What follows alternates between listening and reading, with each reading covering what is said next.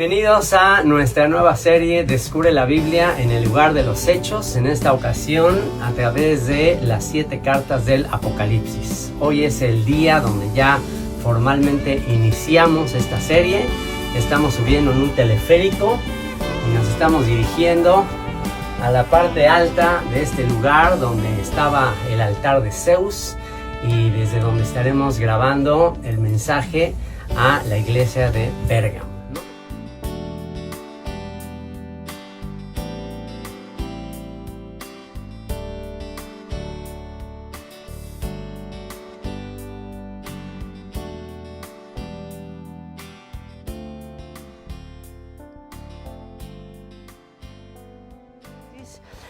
Ahorita vamos a bajar para grabar la sección específica de la iglesia de Pérgamo, ya que en este lugar se encuentra lo que dice ahí en la carta a la iglesia de Pérgamo, que es el trono de Satanás. Entonces vamos a aprender ahí qué significa eso del trono de Satanás. Ahí vamos a grabar específicamente el mensaje a Pérgamo, pero como les digo, aquí vamos a grabar la introducción. ¿Por qué pienso que este es el lugar apropiado para grabar la introducción a todo el mensaje del Apocalipsis? Porque en realidad el mensaje de Apocalipsis es un mensaje de esperanza, es un mensaje de consuelo a los cristianos de aquel siglo, de aquella época, que estaban viviendo una gran persecución bajo el Imperio Romano. Estamos nada menos que aquí en el templo dedicado al emperador Trajano.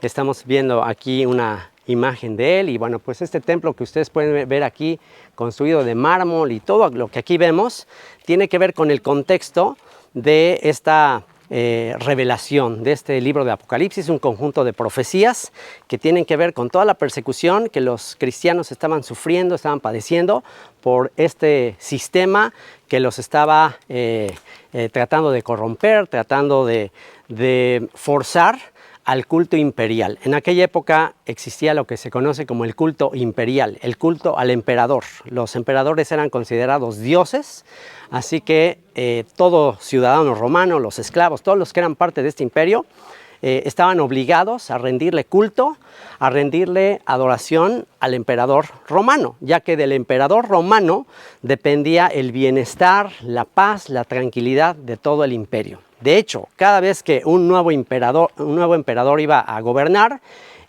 siempre él decretaba traer las buenas nuevas. La palabra evangelio es una palabra antigua que incluso se usa en el contexto de estos emperadores que venían a dar la buena noticia de que ellos iban a traer paz, prosperidad al mundo, iban a acabar con las guerras, con las injusticias y que el orden, la paz del imperio dependía de que todos le rindieran culto, le rindieran tributo. Y bueno, pues en ese contexto surge esta secta de los nazarenos, esta secta que decían tener otro rey, que decían que su rey no era Trajano o Nerón o Julio César o todos estos emperadores, sino que el rey de reyes y señor de señores se llamaba, ¿cómo se llamaba? Jesucristo, Yeshua de Nazaret. Él era el rey de reyes y señor de señores. Entonces, imagínense en esa cultura donde no nada más el emperador era uno de los dioses, sino había muchos otros dioses. Tenían muchos dioses ahí en el Imperio Romano y cada quien tenía sus templos, le rendían culto. Y para la mentalidad romana con tantos dioses, que ellos lo que querían era tener paz y que no se pelearan y que, bueno, pues cada quien adore a su Dios. Lo que ellos no lograban comprender, y esto es interesante estudiarlo en la historia del cristianismo, es que ellos no podían entender por qué estos cristianos se aferraban a rendir culto exclusivamente a su rey Jesús de Nazaret, Yeshua. Ellos decían, ok, cada quien puede tener su propio Dios, pero ríndanle culto al emperador, él es el rey de reyes, ¿no? Entonces ellos no entendían por qué los cristianos no tenían la flexibilidad de seguir adorando. Ok, está bien, adora a tu Dios, pero también adora a este Dios, ¿no? Ellos no entendían por qué los cristianos decían, no, solo uno, solamente vamos a adorar a aquel que es la imagen del Dios invisible. Entonces eso fue precisamente lo que causó la persecución a esta secta intolerante, inflexible, que no aceptaba ser como los demás, que se aislaba una de las cosas muy interesantes que vamos a aprender acerca de las iglesias, el mensaje de las iglesias. No te pierdas los siguientes videos donde vamos a hablar de qué era cada iglesia, porque en el contexto del siglo XXI, después de siglos de religión, cuando escuchamos el mensaje a tal iglesia, pues nos imaginamos un edificio, una catedral o quizás un auditorio y pensamos que esa es una iglesia. Pero cuando estudiemos el mensaje particular a cada iglesia, entenderemos cómo se organizaban en aquella época las iglesias. ¿Por qué dice escribe al ángel de la iglesia en Éfeso o en Tiatira o en la Odisea? O sea, ¿por qué dice escribe al ángel de la iglesia? ¿Qué es eso del ángel de la iglesia? ¿Cómo estaban organizadas esas iglesias? ¿Qué eran las iglesias en el primer siglo a las que el apóstol Juan les escribe? Así que, bueno, pues en ese contexto de que el emperador romano quería que hubiese tolerancia, que hubiera flexibilidad, que todos creyeran lo que creyeran. Ellos querían traer la famosa Pax Romana. Ellos no entendían por qué la cerradez de mente de estos cristianos de no aceptar ninguna otra deidad, ningún otro Dios, más que a su Dios Jesús, a su Dios Yeshua. Y bueno, pues eso lo que causó obviamente fue persecución, muerte, y es a estas comunidades a las que el apóstol Juan les escribe trayéndoles consuelo, diciéndoles que no se rindan, que no le teman a esta muerte, porque si ellos no se rinden, si ellos están dispuestos a dar su vida por aquel que les rescató, por aquel que dio su vida por ellos, Él les dará la recompensa de la vida eterna. Que no le tengan temor, como dijo Jesucristo, como nos dijo Yeshua, no le tengan temor a los que matan el cuerpo y después no pueden hacer nada, más bien témanle a aquel que después de matar el cuerpo puede también destruir el alma. Así que, bueno, pues toda esta introducción de lo que vamos a hablar, básicamente podemos dividir el libro de Apocalipsis, que Apocalipsis significa revelación, la revelación de Jesucristo. La revelación de Jesucristo como el Rey de Reyes y Señor de Señores. Y este libro lo podemos dividir en dos partes. La primera parte, el capítulo 1, que habla justamente de eso, la revelación de Jesucristo. Y todo lo que leemos ahí en el primer capítulo, no lo voy a repetir porque eso ya lo grabamos en la isla de Patmos. Puedes ver en esta serie el primer video que grabamos en la isla de Patmos, donde leímos el primer capítulo, donde hablamos de la revelación de Jesucristo, y básicamente ese primer capítulo tiene que ver con la revelación de Jesucristo, de Yeshua, como el sumo sacerdote del orden de Melquisedec. Ahí toda la simbología, toda la apariencia de Yeshua, que tiene la visión Juan en el día del Señor. El día del Señor es una referencia al día del juicio, es una referencia al día de Yom Kippur. El día de Yom Kippur era el único día donde el sumo sacerdote entraba al lugar santísimo. Así que todo el libro de Apocalipsis tiene que ver con la visión del sumo sacerdote entrando al lugar santísimo y de todos aquellos que somos parte de este nuevo sacerdocio del orden de Melquisedec y que vamos a tener acceso a ese lugar santísimo de donde no había manera de tener entrada más que ahora con la sangre del sumo sacerdote que dio su vida por nosotros. Así que capítulo 1 es la revelación de Yeshua como el sumo sacerdote del orden de Melquisedec, alguien que dio su vida una vez y para siempre. Y después viene el mensaje a las 7 iglesias de Asia, un lugar especial que tiene que ver con iglesias o comunidades fundadas principalmente, y esto va a ser muy importante para el contexto y para muchas de las cosas que dicen en el mensaje de las iglesias, estas iglesias tenían una forma de vivir, de mucho celo, una forma de vivir enseñada por la comunidad primitiva de Jerusalén. Quizás fueron comunidades fundadas por judíos de Jerusalén, quizás por Jacobo, eso ya platicaremos más adelante. Y viene ese mensaje a las iglesias de introducción. Y después ya viene todo el relato del Apocalipsis, del capítulo 4 al capítulo 19, hablándoles de todos los juicios, todo lo que va a venir, y cierra con el capítulo 20 y 21, que es la esperanza del nuevo comienzo, la esperanza de volver al jardín del Edén, la esperanza de comer del árbol de la vida y de acabar de una vez por todas con estas guerras y todo lo que estos imperios humanos han traído desde la expulsión del jardín del Edén. Así que, ¿qué les parece si me acompañan? Y tengo aquí una audiencia que ellos tienen también el privilegio de, detrás de cámaras, escuchar algunas de las experiencias, algunas de las conclusiones que implica estudiar esta carta en el lugar de los hechos. Acompáñenme a orar y que este video y esta serie que voy a estar grabando y sobre todo estas personas que me acompañaron sean parte de la consolación que Dios está trayendo a esta generación en la que vivimos. Porque vivimos en una generación muy parecida a esta época donde se nos dice, ¿saben qué? Ok, adoren a su Dios, crean en lo que ustedes creen, pero no desprecien todas estas cosas. Miren, también por acá en el mundo hay otras cosas que ustedes pueden aceptar, que ustedes pueden creer. Y bueno, vivimos en un mundo también que nos critica, nos juzga por ser tan radicales en nuestra manera de vivir, en nuestro deseo de únicamente servir al Rey de Reyes, al Señor de Señores, a no negar su nombre, el nombre de aquel que nos redimió, Yeshua, y guardar sus mandamientos. Que esos son los distintivos de aquellos que verdaderamente siguen este mensaje, no negar su nombre y guardar sus mandamientos. Espero que este mensaje, tanto a los que están aquí cerca conmigo y viajando por todos estos lugares, principalmente a los que estamos aquí, el Señor haga algo en nuestro corazón para que nos ayude a ver lo que Dios está haciendo en estos tiempos y que también estos videos puedan traer consolación y esperanza a un mundo en que cada vez seremos más criticados, más cuestionados, más rechazados y finalmente, como está escrito también, más perseguidos por nuestra fe.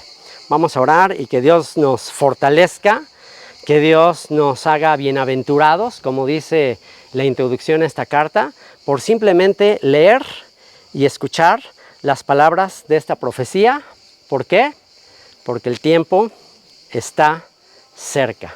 Señor, te damos gracias por habernos traído a este lugar. Señor, no somos dignos de tu amor, de tu gracia, de tu misericordia, al traernos al mismo lugar de los hechos para hablarnos nuevamente al oído, a nuestro corazón, la esperanza de los santos, la paciencia de los santos, el testimonio de Yeshua, que es el espíritu de la profecía.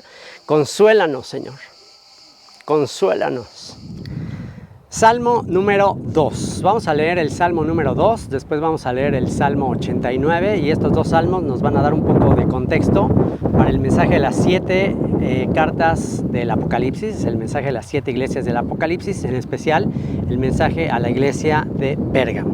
Vamos a leer juntos el Salmo número 2. Dice así: ¿por qué se amotinan las gentes y los pueblos piensan cosas vanas? Se levantarán los reyes de la tierra y príncipes consultarán unidos contra el Señor, el Eterno, el que será, el que es y el que fue, y contra su ungido, contra su Mesías, diciendo: rompamos sus ligaduras y echemos de nosotros sus cuerdas. El que mora en los cielos se reirá, el Señor se burlará de ellos, luego hablará a ellos en su furor y los turbará con su ira.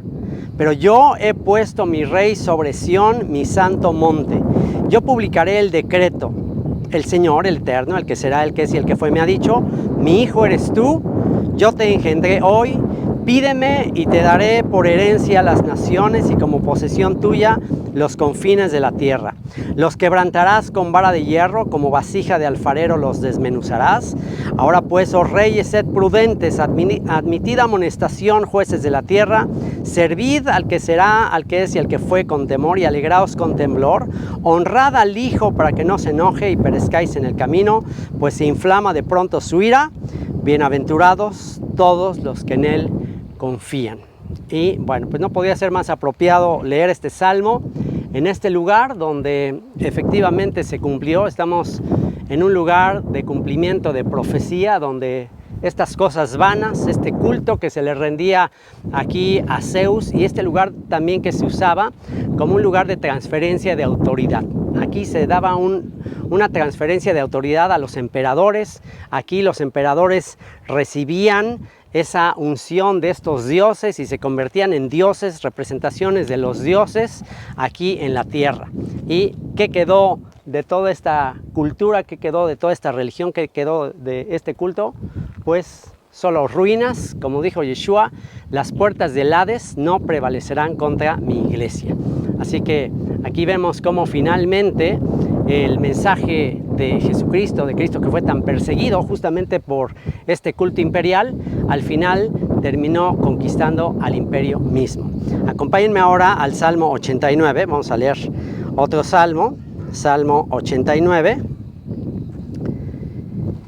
Y este es otro salmo que se le llaman los salmos mesiánicos o salmos de coronación. Eran salmos utilizados cuando se iba a ungir a un nuevo rey de Israel. Recuerden que el rey David recibió la dinastía eterna. Al rey David se le prometió que su hijo se sentaría en su trono y su reino no tendría fin. Así que vamos a leer lo que dice este Salmo 89, que dice: pacto de Dios con David, masquil de Etán Esraíta. Dice así: las misericordias del Señor cantaré perpetuamente, de generación en generación haré notoria tu fidelidad con mi boca. Porque dije: para siempre será edificada misericordia, en los cielos mismos afirmarás tu verdad. Hice pacto con mi escogido, juré a David mi siervo diciendo: para siempre confirmaré tu descendencia y edificaré tu trono por todas las generaciones. Selah. Selah es una pausa. Selah es un momento de meditación, es un momento de reflexión. Vamos a pensar en eso. Los que están aquí conmigo en este recorrido por las 7 iglesias del Apocalipsis, hagamos una pausa. Estamos en un lugar bajo la sombra de un árbol con un viento increíble y quiero que los que están aquí conmigo tomemos una pausa de reflexión de esto que acaba de decir aquí el Salmo 89 en el versículo 3, que dice: hice pacto con mi escogido, juré a David mi siervo diciendo: para siempre confirmaré tu descendencia y edificaré tu trono por todas las generaciones. Selah. Pensemos en eso de el establecimiento del trono de David para siempre, por todas las generaciones. Y ahora pensemos en este trono, que lo leeremos en el mensaje de la iglesia de Pérgamo, que se habla del trono de Satanás. Fíjense cómo quedó el trono de Satanás.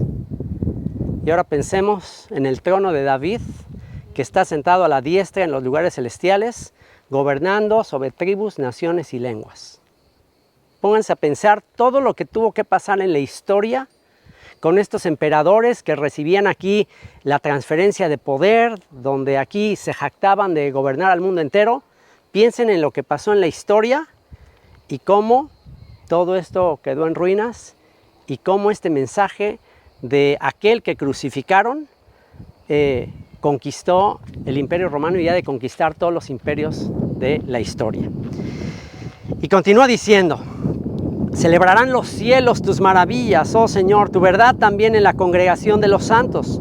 Porque ¿quién en los cielos se igualará al que será, al que es y el que fue? ¿Quién será semejante al que será, al que es y el que fue entre los hijos de los potentados? Dios temible en la gran congregación de los santos y formidable sobre todos cuantos están alrededor de él. Oh Señor, Dios de los ejércitos, ¿quién como tú? Poderoso eres, y Jehová, el que sea, el que es y el que fue, y tu fidelidad te rodea. Tú tienes dominio sobre la braveza del mar. Cuando se levantan sus ondas, tú las sosiegas. Tú quebrantaste a Rahab como a herido de muerte. ¿Se dan cuenta por qué los discípulos pudieron entender quién estaba calmando la tempestad?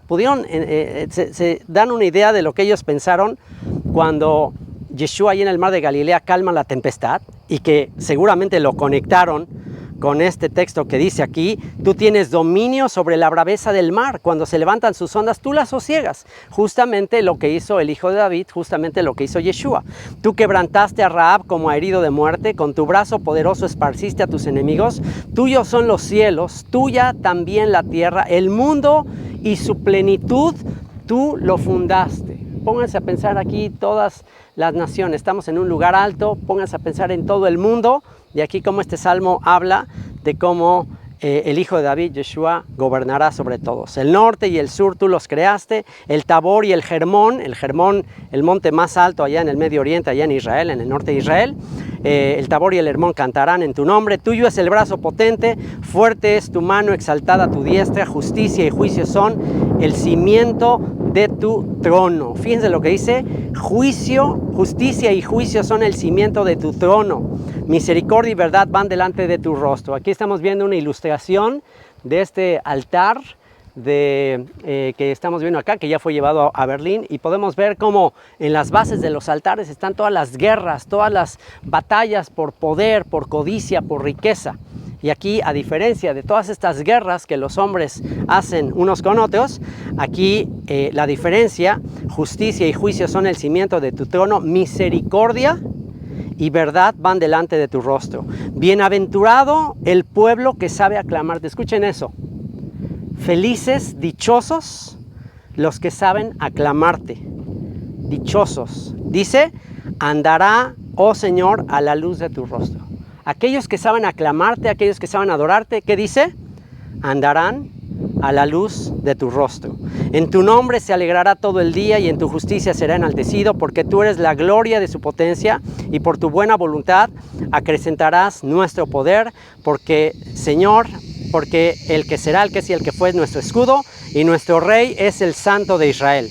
Entonces hablaste en visión a tu santo y dijiste, he puesto el socorro sobre uno que es poderoso, he exaltado a un escogido de mi pueblo, hallé a David mi siervo, lo ungí con mi santa unción, mi mano estará siempre con él, mi brazo también lo fortalecerá, no lo sorprenderá el enemigo, ni hijo de iniquidad lo quebrantará, sino que quebrantará delante de él a sus enemigos y heriré a los que le aborrecen.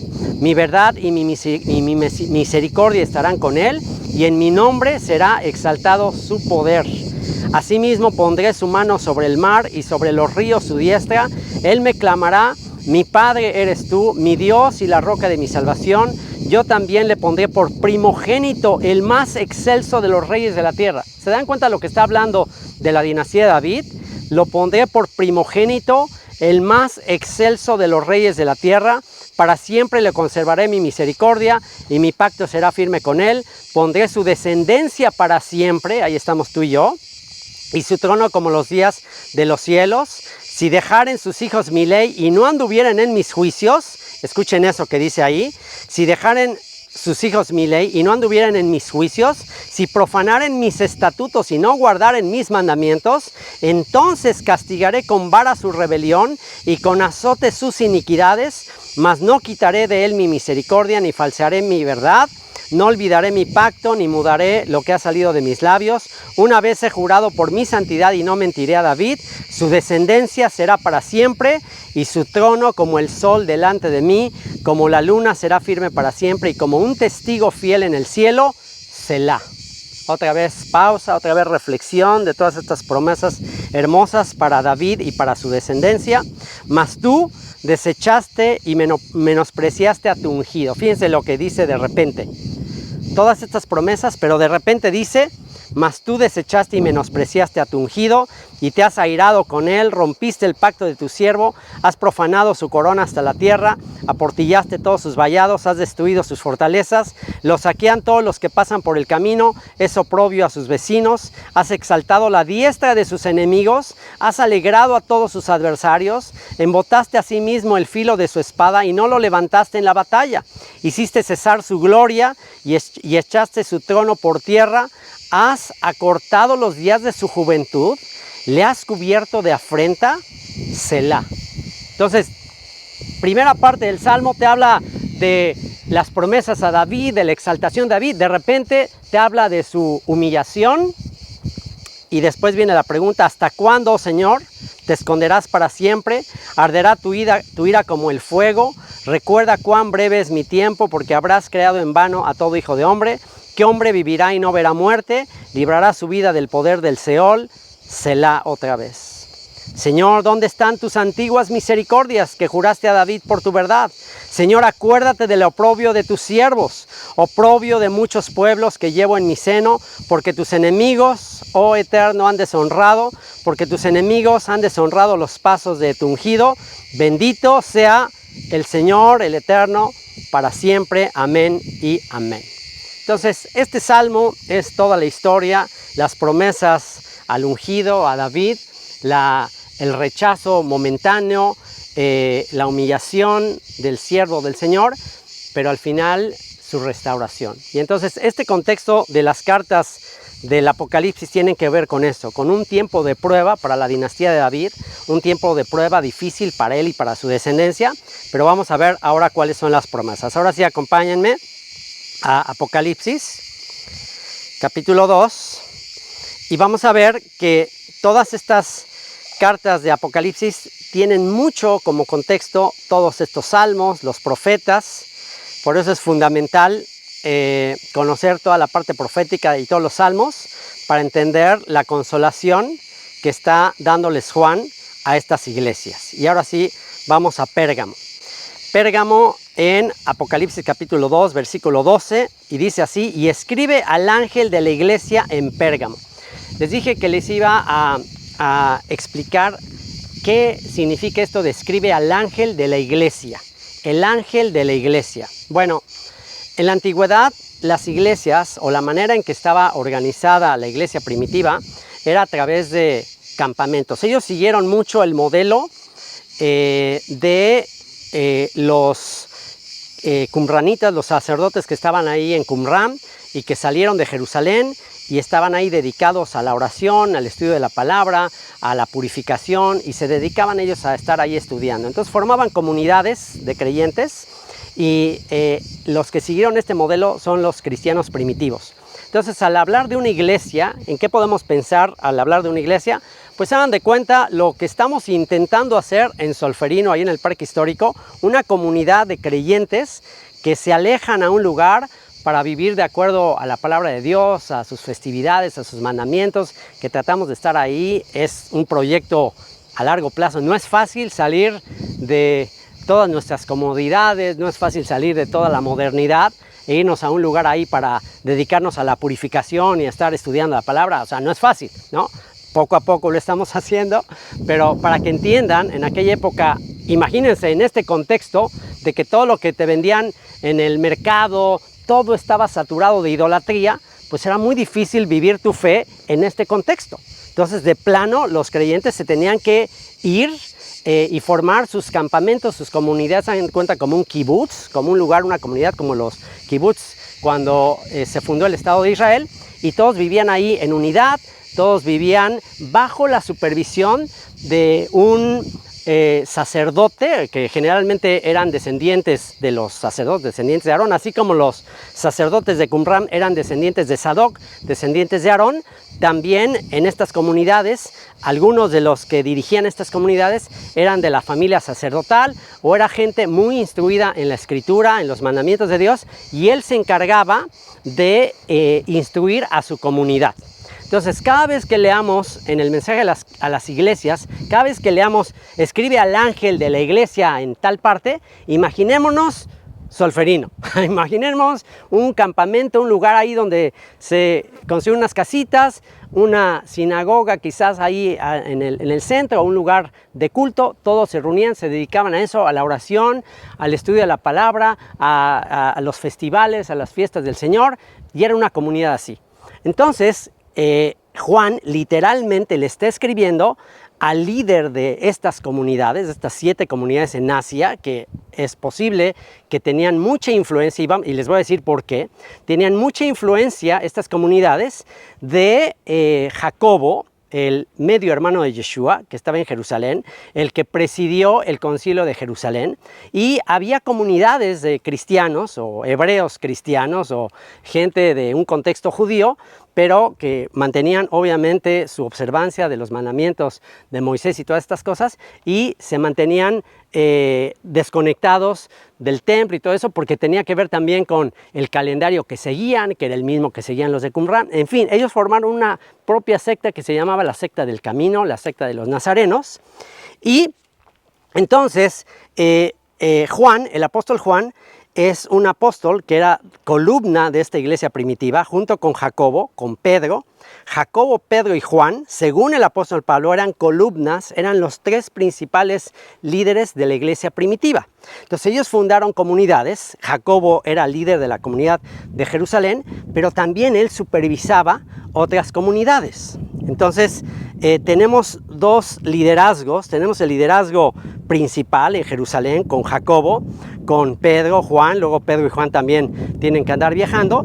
Y tenemos otro liderazgo que surge después. A ver si ustedes viene a su mente qué liderazgo, qué apóstol surge después, que empieza también a difundir la doctrina de Cristo, pero principalmente ya en el mundo greco-romano. Entonces, dos liderazgos, el liderazgo de Jerusalén, el liderazgo de Jacobo, de Pedro, de Juan, un liderazgo que si leemos las cartas de Juan, de Pedro, de Jacobo, son cartas mucho más enfocadas en la ley de Moisés, en los mandamientos, y después tenemos otro liderazgo, que es el liderazgo de ¿quién? Pablo. Del apóstol Pablo. Entonces, a ver si empiezan a checar cómo, aún en la iglesia primitiva, ya empezaba a haber ciertos, y se van a dar cuenta que no hay nada nuevo debajo del sol, ya en la iglesia primitiva, empezaba a haber ciertas diferencias doctrinales, ciertas diferencias en manera de practicar la fe,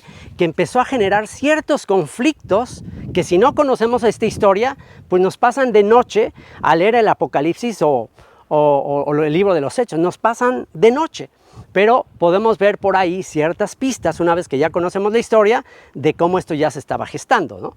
Tenemos ahí la carta a los Gálatas, que dice que Pedro estaba comiendo con gentiles, pero que luego llegaron alguien de parte de Jacobo y que Pedro se asustó y se retraía cuando llegaron los de parte de Jacobo. Al decir de parte de Jacobo, ¿qué quiere decir? Pues que estos que llegaron de Judea de parte de Jacobo eran más celosos con respecto a la ley y Pedro se saca de onda, no sabe qué hacer y entonces Pablo lo reprende. Entonces ya de ahí podemos ver una pista de la leve diferencia, o en ocasiones bastante grande diferencia, entre la doctrina del apóstol Pablo y Jacobo, ¿ok? Esta diferencia la vamos a poder seguir viendo en el libro de los Hechos, cuando dice que Pablo llega a Jerusalén y le dicen, oye, por ahí se está escuchando que tú estás enseñando a apostatar de Moisés y llega ahí Jacobo y le aconsejan que, oye, ¿qué es este mensaje que estás tú predicando? Entonces, ¿qué quiere decir? Que ya desde aquella época se empezaba a correr el rumor, y a veces no era tan rumor, de que Pablo estaba enseñando cosas que estaban haciendo pensar que se estaba apostatando de la ley de Moisés. ¿Y por qué esto es así? Porque ¿qué se decreta en el Concilio de Jerusalén, en el libro de los Hechos capítulo 15? ¿Qué se decreta? Que los gentiles que querían ser parte del movimiento tenían que abstenerse de fornicación, de sangre, de ahogado y de lo sacrificado a los ídolos. Pero después aparece Pablo en su primera carta a los Corintios diciéndole a los gentiles que el ídolo no es nada y que de todo lo que ofrecían en la carnicería, que era de estos sacrificios, que comieran sin problema de conciencia, que podían comer. Entonces Pablo literalmente fue en contra del decreto apostólico y les dice, pueden comer de eso porque al final de cuentas el ídolo no es nada, así que pueden comerlo. Pero si llega un hermano, ahora sí que si llega alguien de los de Jacobo, si llega alguien de eso y le dice, oye, ¿por qué está haciendo eso? Entonces, abstente. Entonces, Pablo empieza a introducir una doctrina que es ligeramente diferente. Eso no quiere decir que Pablo está inventando, está sacando su propia cosecha, pero simplemente él recibe, y yo no tengo duda, de que él recibe un mensaje de parte de Yeshua que se va a adaptar al gentil, ¿no? Pero en aquel momento quizás no se ve de esa manera y eso empieza a crear ciertas diferencias entre el liderazgo de Jerusalén y el liderazgo del apóstol Pablo entre los gentiles. Y eso es muy importante tenerlo en mente a la hora de considerar el mensaje de Juan en Apocalipsis, que es dirigido a estas iglesias de Asia, a donde Pablo no fue. Pablo no fue a estas iglesias de Asia, excepto a Éfeso. Fue a Éfeso, pero en las otras iglesias de Asia dice que el Espíritu le dijo a Pablo, no, ahí no vayas, ¿no? Y luego cuando Pablo le escribe a los de Galacia, a los Gálatas, pues está muy indignado porque al parecer había otros que ya los estaban influenciando más a la parte más observante de la ley, ¿me entienden? Entonces todas esas cuestiones estaban sucediendo en ese contexto e influyen a la hora de que el apóstol Juan ya en su vejez se pone a hacer toda esta colección de profecías que llamamos el Apocalipsis y le manda estas cartas a estas iglesias de Asia que son fundamentales y les dice que se cuiden de estas cosas. Así que vamos a ver lo que le escribe al mensajero. ¿Y qué dijimos que es el ángel? ¿Qué dijimos que es el líder de la comunidad en Pérgamo? O sea, quiere decir que aquí en Pérgamo había una comunidad, había un obispo, que se le llamaban obispo en aquella época, o alguien que era el líder de la comunidad, que generalmente era alguien de la línea sacerdotal, alguien que venía de la descendencia de Aarón, alguien muy instruido en la Torá, en los profetas. Era una comunidad muy parecida a las comunidades de Qumran, donde estaba el maestro de justicia, estaba alguien que estaba dirigiendo la comunidad. Y entonces Juan le escribe estas cartas hablándoles de todo lo que viene y estaba pasando y habría de pasar, y les manda un mensaje de exhortación para que sean parte de la redención final. Y les dice así: escribe al ángel de la iglesia en Pérgamo. Pérgamo, ¿qué significa Pérgamo? Bueno, Pérgamo, podemos recordar lo que significa, vamos a entender qué significa Pérgamo al recordar qué significa monógamo. Monógamo es pues casado una vez, bígamo, casado 2 veces, polígamo, casado muchas veces. Pérgamo significa matrimonio mixto. Matrimonio mixto, lo cual está prohibido. En un contexto de la Torá, de la ley de Moisés, está prohibido que un israelita se case con un extranjero. Está prohibido el matrimonio mixto. Entonces, ¿qué representará Pérgamo en esa cultura? Pérgamo representa justamente eso, la mezcla de todo este paganismo con la fe de esta comunidad. Tal parece que en esta comunidad empezaba a haber un poco de mezcla, obviamente por toda la influencia que estamos viendo. Y entonces Juan le escribe a este líder de la iglesia de Pérgamo y le dice: el que tiene la espada aguda de 2 filos, dice esto. ¿Quién es el que tiene la espada aguda de 2 filos? Pues el Señor, Yeshua, que viene con la espada de 2 filos, viene a separar la luz de las tinieblas, viene a separar lo santo de lo profano. Y dice: el que tiene la espada aguda de 2 filos, dice esto: yo conozco tus obras y dónde moras, donde está el trono de Satanás. Y ahora sí podemos entender qué significa eso del trono de Satanás: este lugar de culto, este lugar de transferencia de autoridad, este lugar donde se recibían unción, autoridad de los dioses, los emperadores.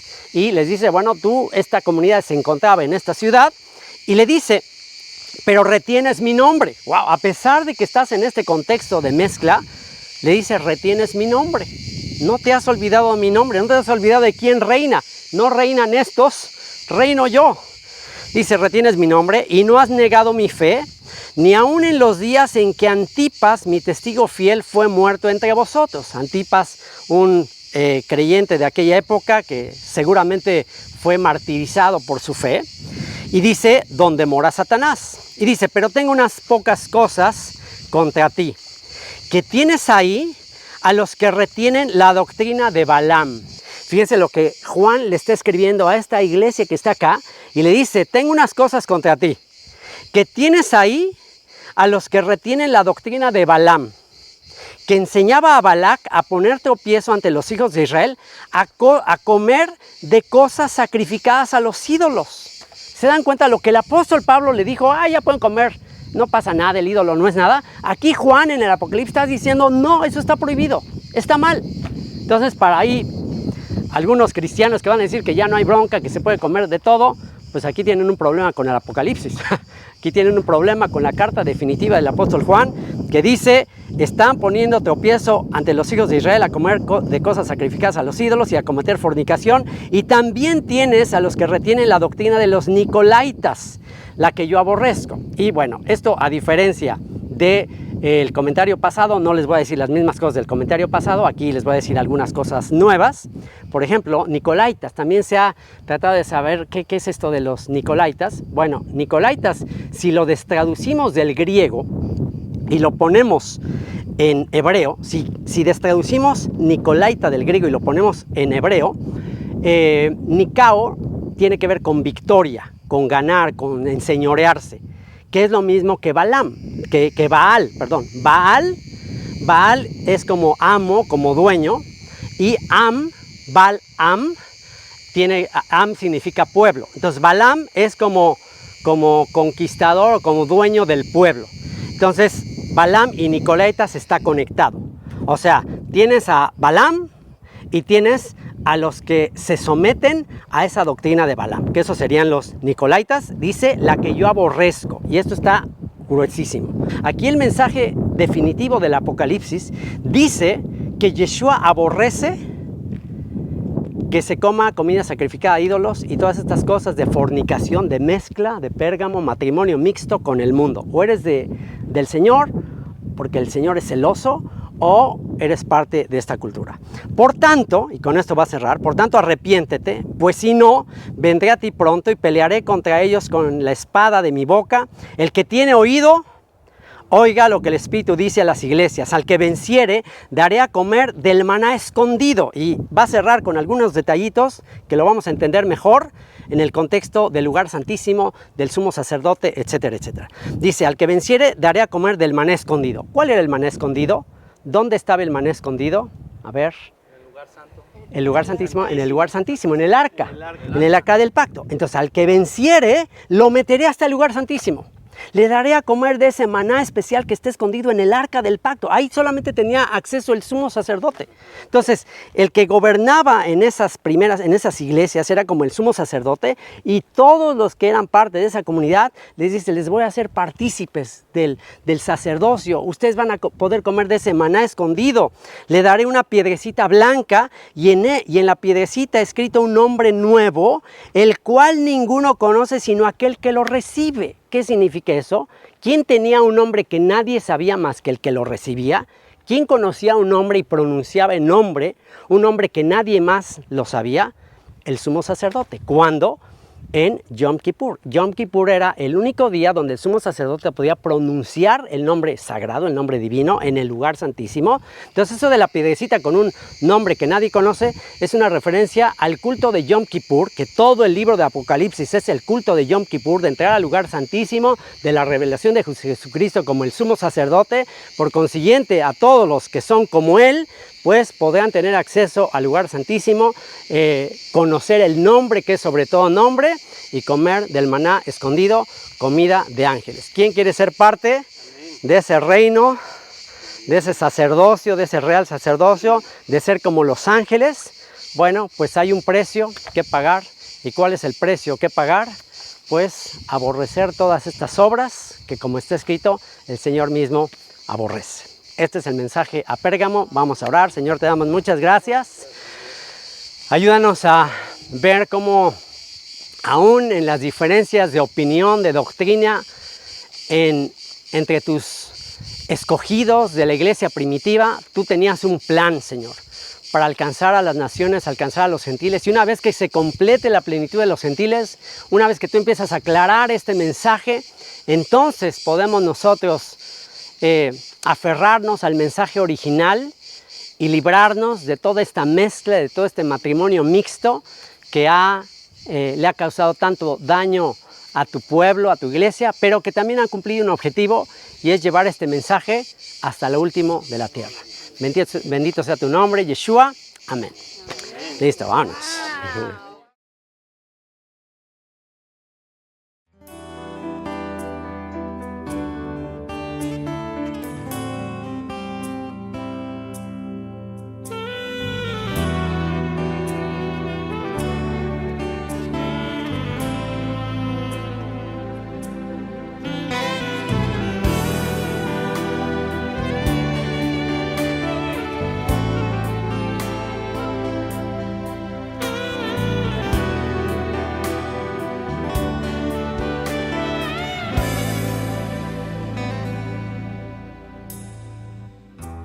No tengo el valor de mirarte, ni siquiera sé cómo perdí el camino que tú me mostraste.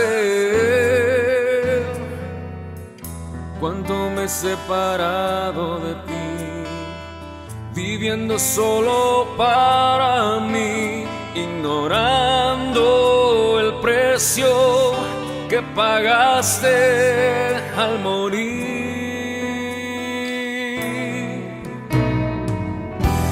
No tengo el valor de mirarte, ni siquiera sé cómo perdí el camino que tú me mostraste. Cuánto me he separado de ti, viviendo solo para mí, ignorando el precio que pagaste al morir.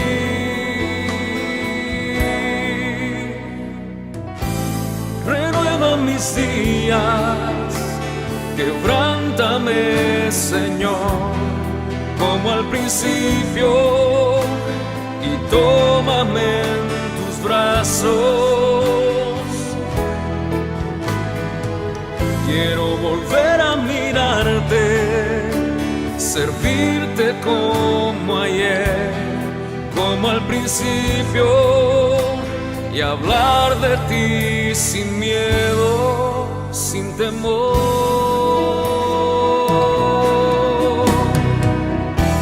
No tengo el valor de mirarte, ni siquiera sé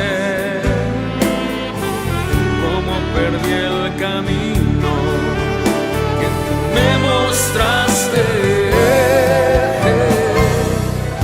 Cuánto me he separado de ti, viviendo solo para mí, ignorando el precio que pagaste al morir. Renueva mis días, quebrántame, Señor, como al principio, y tómame en tus brazos. Quiero volver a mirarte, servirte como ayer, como al principio, y hablar de ti sin miedo, sin temor.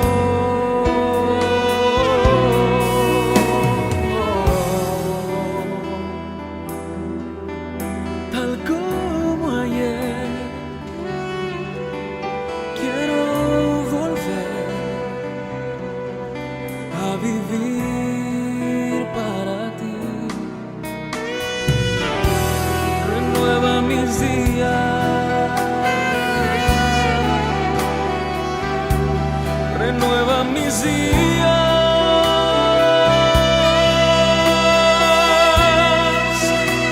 Quebrántame, Señor, y tómame, tómame en tus brazos, mi buen pastor.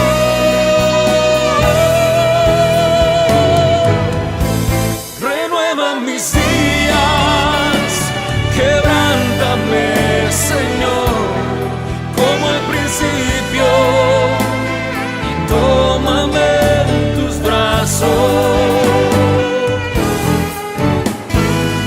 Quiero volver a mirarte, servirte como ayer, como al principio, y hablar de ti sin miedo, sin temor.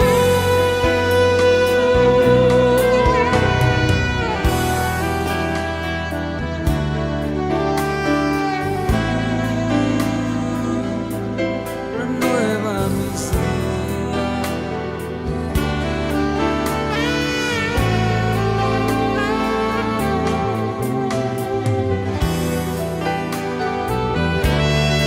renueva mis días.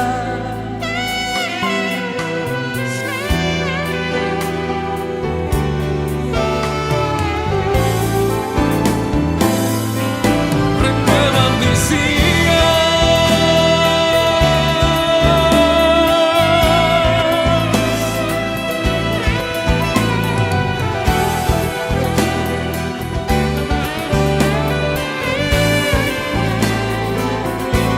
renueva mis días,